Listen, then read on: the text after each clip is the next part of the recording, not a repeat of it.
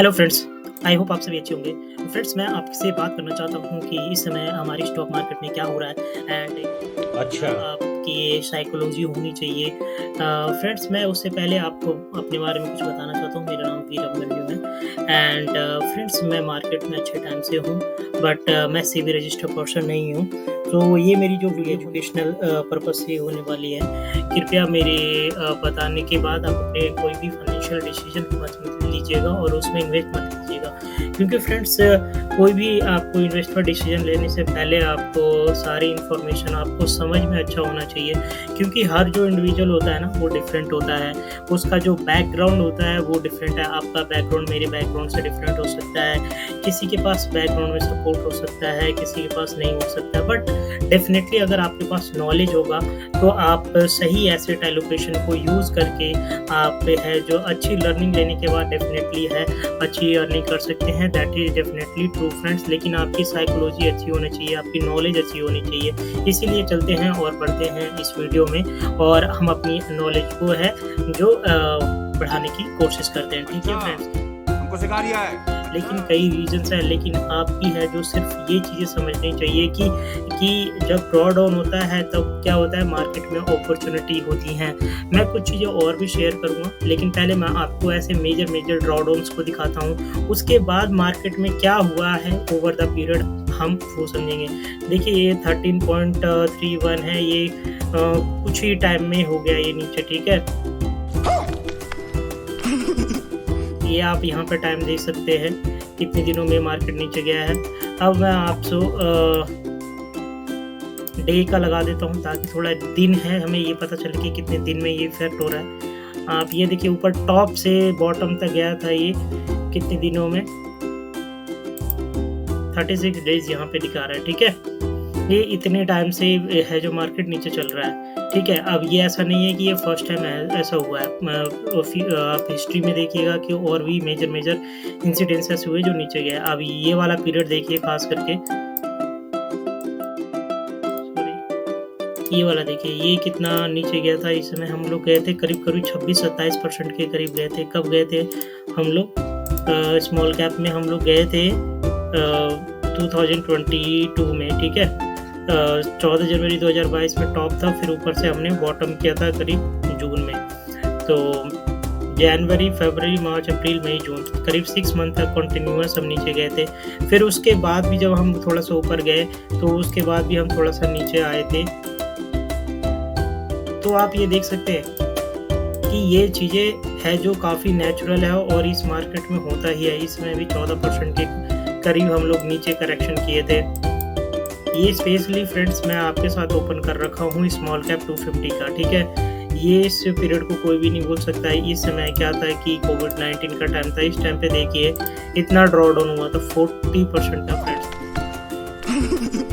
ठीक है, तो ये स्मॉल कैप जब से लॉन्च हुआ है, जब से ऐसी है जो काफ़ी सारा जो है इंसिडेंट्स पास्ट में देखा है। मतलब है ये देखिए, ये तो मैंने बोला कि भाई कि ये था जो ड्रॉ डाउन देखा। ड्रॉ डाउन के बाद आप देखिए रिटर्न्स देखिए फ्रेंड्स, रिटर्न देखने की कोशिश कीजिए प्लीज़। ये देखिए कैसे भागती है मार्केट, कितनी भागती है मार्केट। ये ऐसा नहीं होता है कि भाई कि आप है जो यहाँ पे रुक जाती है। ठीक है, इस तरीके की रन है जो आपको देखने के लिए आपको इस तरीके का है जो बियरिश रन आपको देखना आना होगा। अगर आप ऐसी मेंटलिटी, ऐसी साइकोलॉजी के साथ नहीं आएंगे तो डेफिनेटली ओवर लॉन्ग टर्म में आपको है जो नुकसान होने की प्रोबेबिलिटी है। अगर आप इस माइंड सेट्स के साथ नहीं आते हैं कि आपको ड्रॉ डाउन नहीं चाहिए, आपको सिर्फ है जो अपनी है जो ग्रीन ही दिखनी चाहिए। इतने तेजस्वी लोग हैं हमारे पास।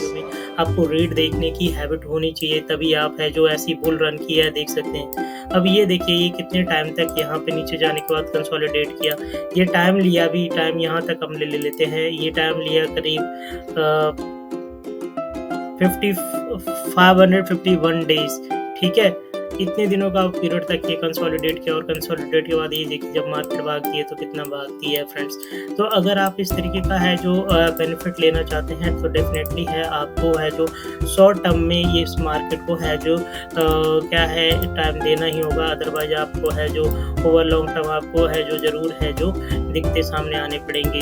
अब मैं फ्रेंड्स ये तो मैंने आपको है जो बताया कि किस तरीके की आपकी साइकोलॉजी होना चाहिए। देखिए ओवर लॉन्ग टर्म में अगर आप बेनिफिट बनाना चाहते हैं तो शॉर्ट टर्म में की वॉलेटिलिटी आपको झेलनी ही पड़ेगी, क्योंकि this is how market works. ये मार्केट जो है इसी और ऐसा नहीं है कि यहाँ पे ये फर्स्ट टाइम हो रहा है, ये हमेशा से ही होता आ रहा है। और अगर आप इस माइंडसेट के लिए अपने आप को प्रिपेयर नहीं रह सकते हो इस मार्केट में पार्टिसिपेट नहीं करना चाहिए, क्योंकि अगर आप कन्विक्शंस नहीं ला सकते हैं, आपके अंदर पेशेंस नहीं है, तो डेफिनेटली है इस मार्केट में आपको नुकसान होने से कोई नहीं बचा सकता है। ठीक है,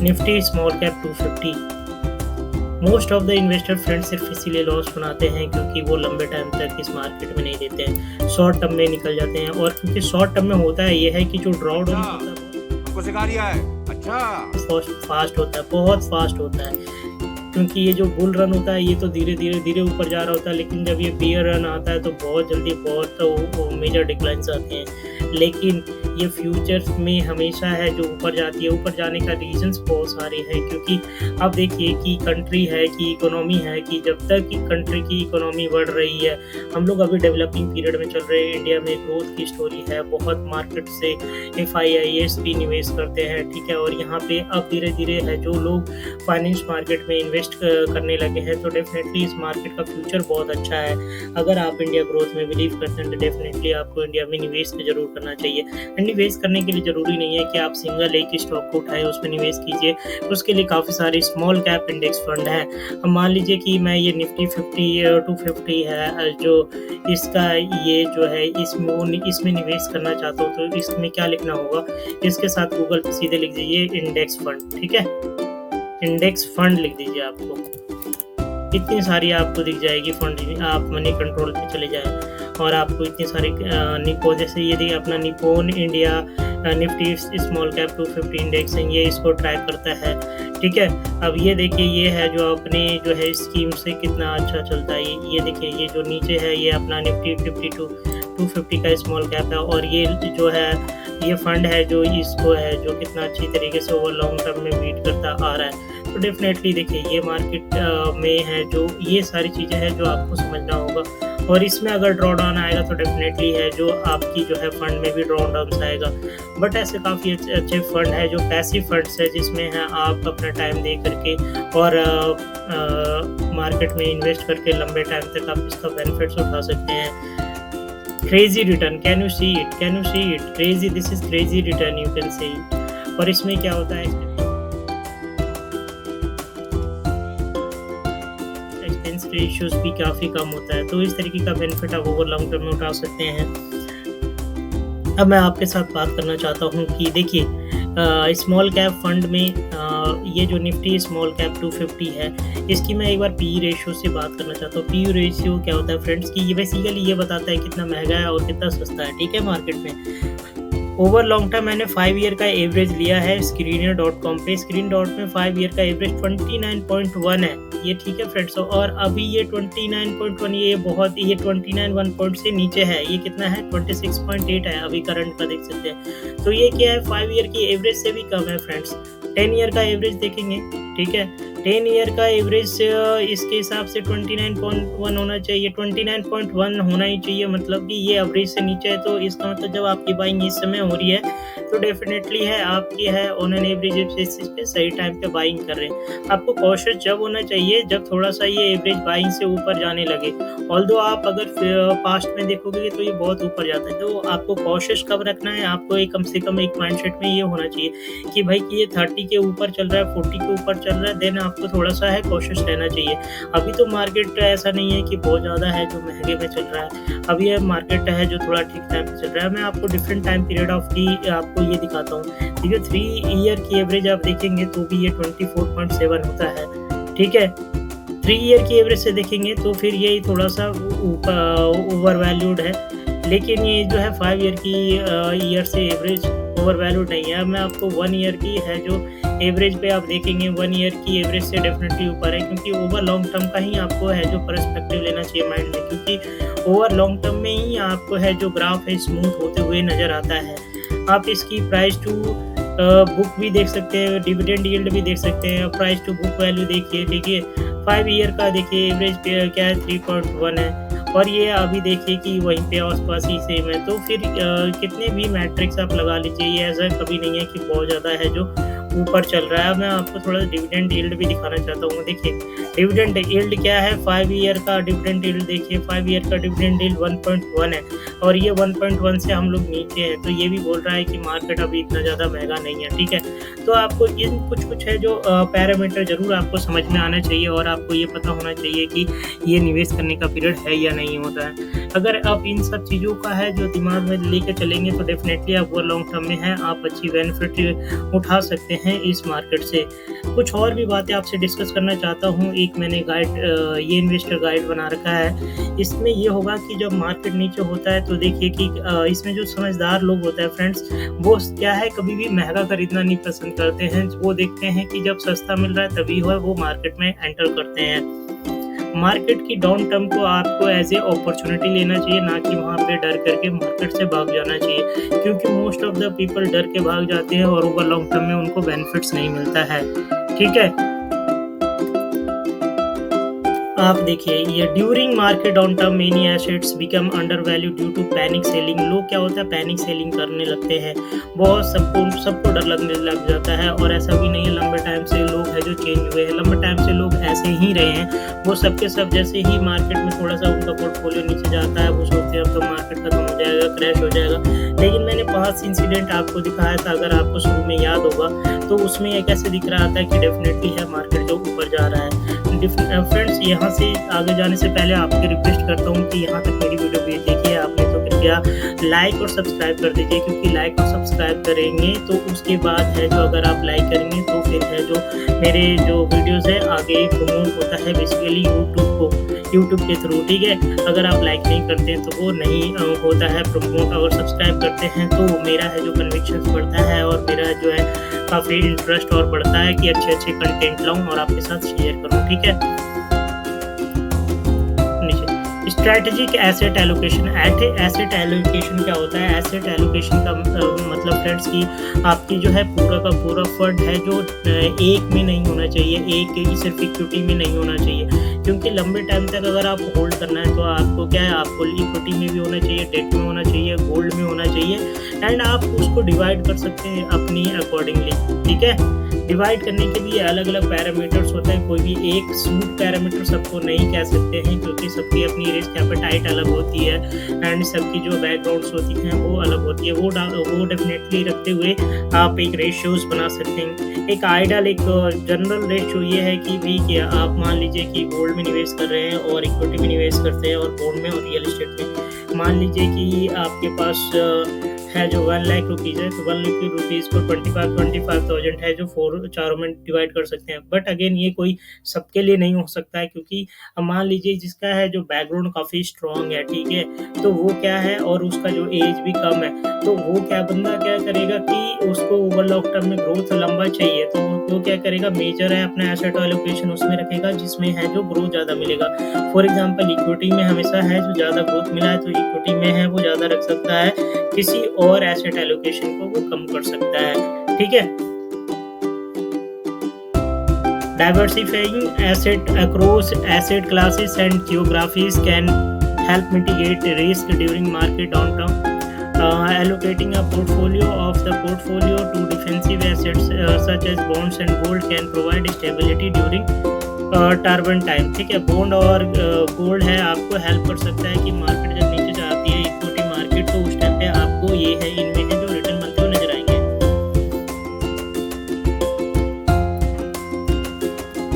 फिर होता है capitalising on fear and uncertainty. Market downturn are fuelled by fear and uncertainty. उसमें सभी लोग डर जाते हैं और कोई भी सर्टेन नहीं रहता, मतलब बुलिशनेस रहता ही नहीं है बहुत सारे लोगों के माइंड में कि हाँ भी कि ये शॉर्ट टर्म के लिए कुछ टाइम बाद है जो ओवर लॉन्ग टर्म में ये बढ़ेगा, ऐसा नहीं रहता। और शॉर्ट टर्म में क्या है, लोग अपना है इम्पेशेंट हो जाते हैं और बार-बार पोर्टफोलियो चेक करने के कारण अपनी रेट में देखते हैं और वो निकल जाते हैं, लीडिंग टू इरैशनल प्राइसेस। उस समय आपको प्राइसेस फ्लक्चुएशन बहुत ज़्यादा दिखेगा। स्ट्रॉन्ग कन्विक्शंस के लिए आपको अपनी फ़ियर पे, अपनी साइकोलॉजी पे है काम करना पड़ेगा। एंड काम ऐसा करना पड़ेगा कि आपको पता हो, क्योंकि आप पास्ट के इंसिडेंट्स देखे हैं कि भी ऐसा हुआ है, लेकिन कोई भी पास्ट इंसिडेंट्स क्या ऐसा गारंटी नहीं होता कि फ्यूचर में ऐसा होगा, बट प्रोबेबिलिटी क्या होती है, आपके फेवर में होती है। Investing for long term, successful investors view market downturn as temporary setback, ठीक है। By maintaining a long term perspective they can take advantage of compounding returns and eventually recover of asset prices. Patience and discipline are key in weathering the storm, ठीक है। आपको patience रखने होंगे। Opportunities buying and selling, market down term present opportunity for bargain hunting, ये सारी चीज़ें मैं आपको बता चुका हूँ। क्योंकि मार्केट डाउन टर्म जो आता है वो देखिए वो क्या होता है, कई लोग शॉर्ट सेलिंग कर रहे होते हैं, कई लोग क्या होता है प्रॉफिट बुकिंग कर रहे होते हैं, कई लोग हैं जो ऐसे ही अपनी हैं जो कम प्राइजेस में ही अपना निकाल करके भाग रहे होते हैं कि जितना और जिस भी प्राइस पे उनको भागना पड़े वो भाग जाते हैं।